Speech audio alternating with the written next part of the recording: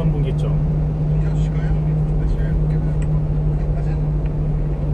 와, 차들 엄청나구나. 미쳤다, 차들이.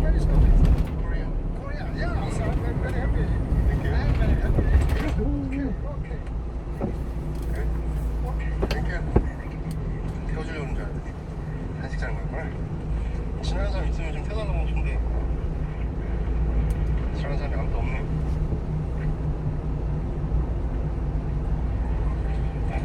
Hello? Korea. Korea. This beautiful. Yeah, very nice. You're also speaking Spanish? No. I can speak English. Nicely. 여기가 조금 막히는구나. Nicely. Ah, okay. Thank you. 경로 안내를 시작합니다. English. 다음 안내까지 계속 직진입니다. Korean. Hello means 안녕하세요. 안녕하세요. How are you?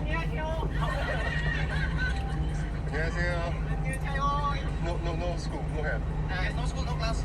Did you have a YouTuber? YouTube channel? Yeah.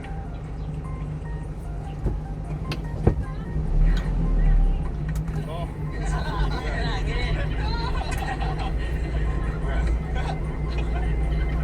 Naughty girl. Naughty girl, yeah. 가서 인사해볼까? Hello. 안녕하세요. It's same school? High school? Okay. What are you doing here? Just...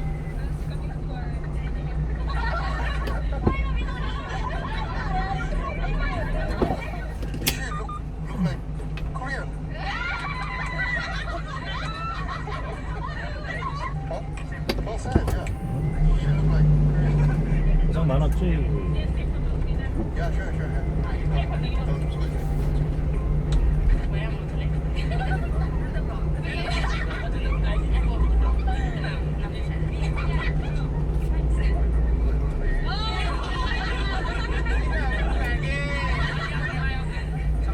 좀 소개 좀. My name is Nam. How old are you? You guys? 18, 19. How many people in school? 2,000. 2,000. One school. 2,000. 2,000명 있다고? School uniform. It's look very hard. Every day is only this. Not pants or skirt.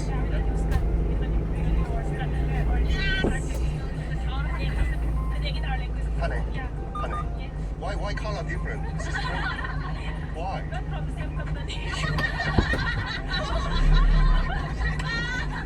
Can makeup in school?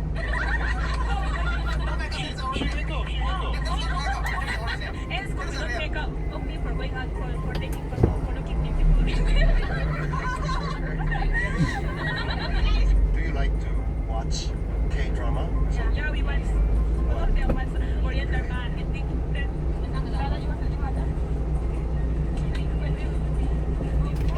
맞아주셨어. 인사도 뭐야? 땡큐. 째째 다리? 뭐였지? How to say thank you? 타가체리. They go for taking water. By water. It's okay. It's very far from here. 와우.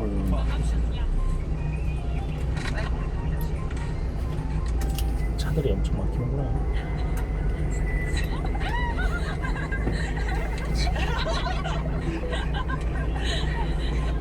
Music is Nice. love music. Yeah, no.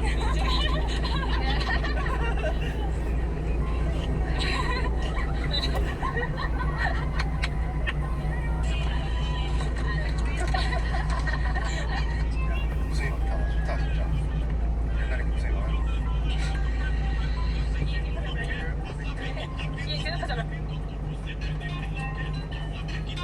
Yeah,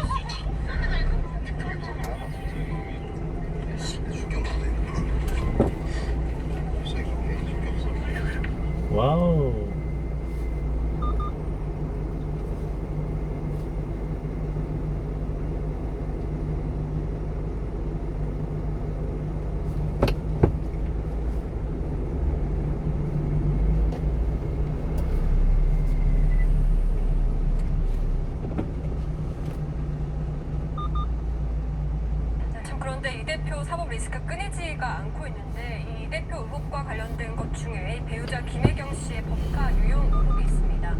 그런데 이 법화 유용의 중심은 이 대표 배우자가 아닌 이 대표라는 주장이 제기됐습니다. 과거 공익제보자 A씨가 공개한 녹취 먼저 듣고 이야기 나눠보겠습니다. 당신이 알다고 남녀가 이상한 수치로 섞어서 해나가면 11만 원 넘는다고 하면 들어주실까요? 12만 원 근데 가만히 있으면 내가 말하지 말고 12만 원을 안 해주십니다.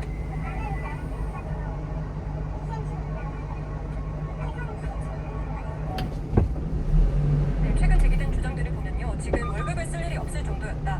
이 주변에서 선거를 치를 때마다 자산이 줄어야 하는데 이재명은 줄지를 않아 이런 말이 듣기도 했다라고 얘기를 했습니다. 일방적인 주장이긴 합니다만 지금 김혜경 수사는 아직도 진행 중인데요. 이 관련자들의 재판 지금 어떻게 진행이 되고 있습니까? 지금 근데 그 공익선거법을 시효가 6개월밖에 안 돼요. 그래서 근데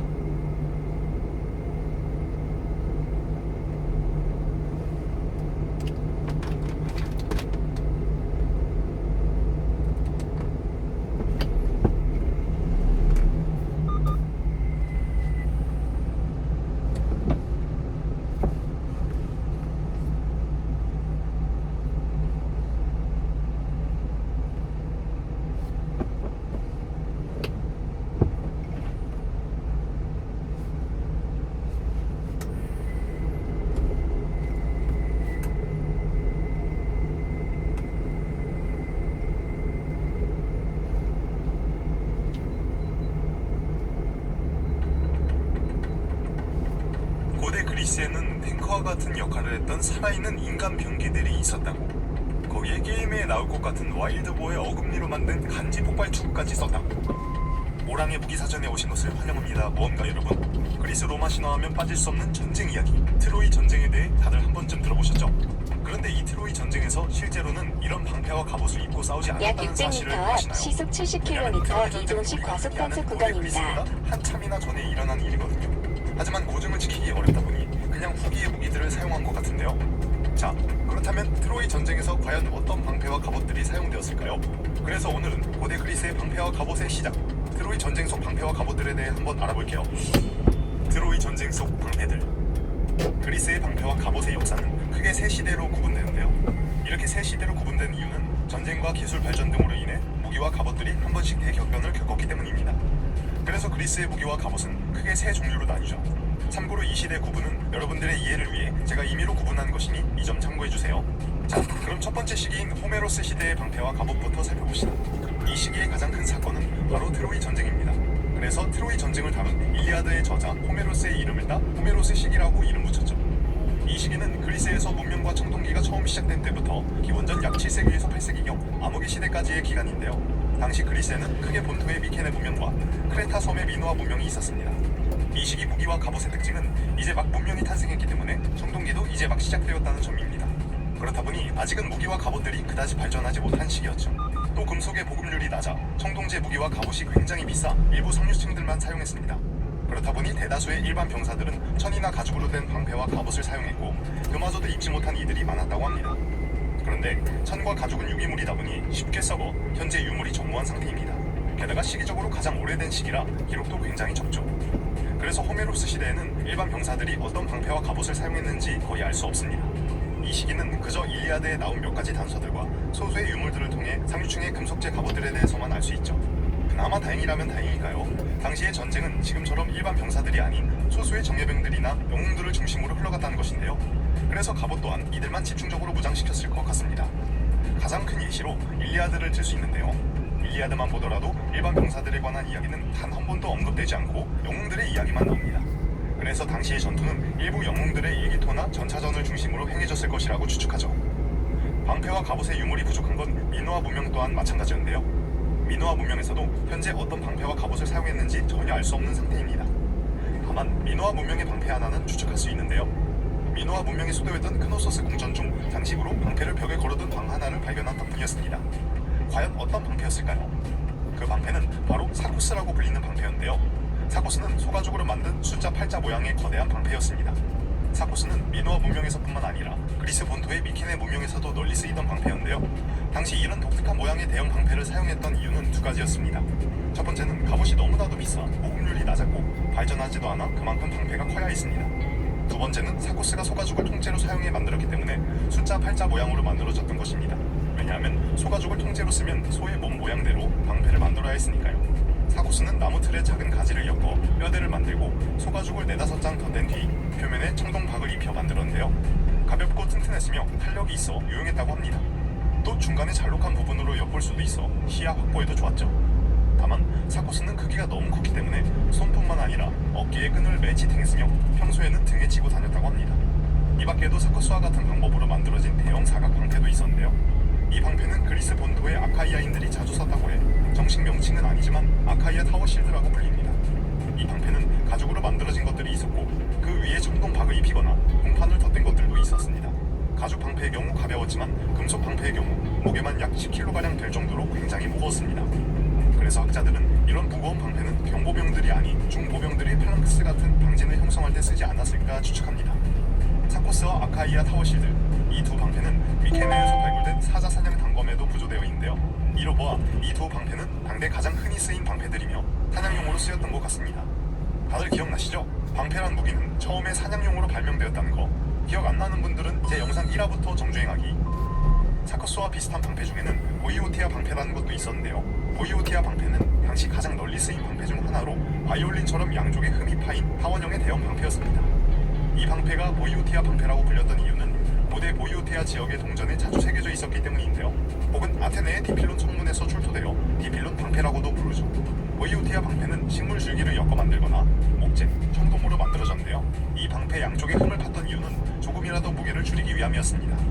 왜냐하면 보이오티아 방패는 보병이 상시 손에 가지고 다녀야 했는데 대형 방패였기 때문에 지나치게 무거웠기 때문이었습니다. 또 이걸로 팔랑크스 방징도 형성했는데 방패의 난홈으로 시야 확보도 가능했으며 창을 찔러 넣을 수도 있었다고 합니다. 이와 같은 이유로 펠타라고 불리는 반달 모양의 방패가 사용되기도 했는데요. 펠타는 원래 소아시아의 아마존들이 쓰던 방패로 페르시아인들 또한 즐겨 썼다고 알려져 있습니다. 하지만 실제로는 그 기원이 그리스의 북부인 트라키아라고 하죠. 펠타는 한 손으로도 쉽게 들 수 있는 가벼운 중소형 목재 방패였는데요. 펠타는 가볍고 가격이 싸다는 이유로 주로 경보병들이 사용했다고 합니다. 그리고 이들은 펠타를 든 병사라는 뜻에서 펠타스테스라고 불렀으며 주로 가난해 중무장을 하지 못한 시민들과 용병들이 썼다고 하죠. 당시 그리스에는 크게 세 가지 경보병들이 존재했는데요. 펠타와 투창을 든 펠타스테스, 공수 프실로이, 투석병 긴네티아였습니다. 다만 공수와 투석병은 방패를 들 수 없어 원거리에서 빠르게 적을 치고 빠지는 전략을 썼는데요.